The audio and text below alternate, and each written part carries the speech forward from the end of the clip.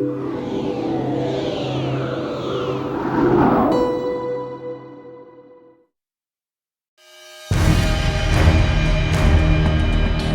thing that I'm most excited about in Homefront is this unique core fantasy. The idea that, we're exploring the civilian side and the human side. The main gameplay goal behind the single-player portion of our game was to put the player in the shoes of a resistance soldier fighting for his country. Everything that we did comes out of that. How your weapons work, how you relate to the world, the kind of missions that you go on, it all comes from that. In a lot of shooters, you have the best equipment and great number of allies and an army behind you. In this case, you're civilians turned freedom fighters, and you have to fight against this greater force that has better equipment than you do. And it's really a sort of get in, get out situation. It's an interesting place for us to be on this one because everybody's expectations is military shooter. We want guys who are professional. But, guys who are really professional in war, like robots. And for us, they're not professional military people. They're resistance fighters. They're all civilians.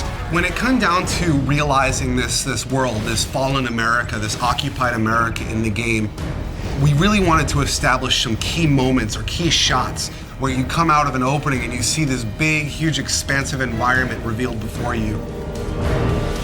You see this enormous vista of this plane that crashed when the EMP went off. It's kind of like this moment where you're like, this is really something different. It's really spectacular. We really want people to feel like this looks like a place that I grew up in, and then twist it, and now it looks abandoned, now it looks collapsed. The second thing, which I think has been a huge win for us overall, is going after real-world brands. We really want to get these brands in here because they're part of the fabric of American life. So one of the places that the Koreans use as a supply depot is a classic big box store. And they sort of move in and they use the big space to store all their military stuff. And that's one of our big set pieces where the military goes on a raid mission to steal a bunch of fuel.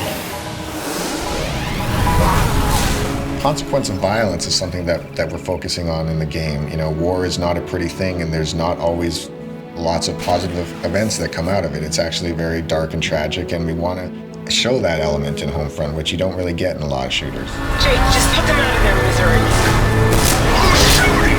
Let those bastards cook! In an average FPS, you'll blow through 30 to 100 guys every 15 to 20 minutes or so.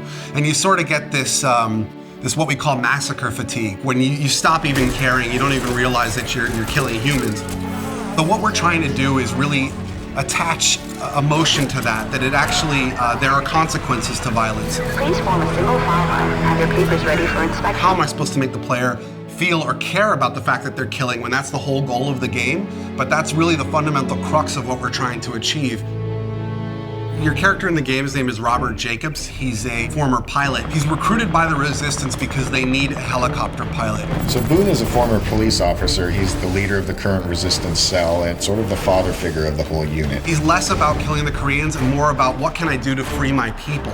Connor is really the key combat figure of the group. He's a little on the wild side. He's not conventional, but he's really a valuable man to have in a fight. And Rihanna is born and raised in upstate New York. She was kind of the hunter in the wilderness, and she just felt the call to join the Resistance and do whatever she could about it. The final character is Hopper, and what makes him really interesting is he's a Korean American, and he has scars on his face from race riots that happened in the early parts of the war.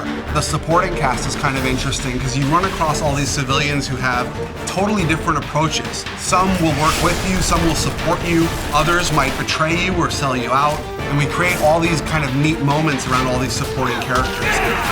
You're a guy who is caught up in this crazy scenario, fighting alongside other people who have no real training. So, you make mistakes. People get shot, people get hurt, people die alongside you.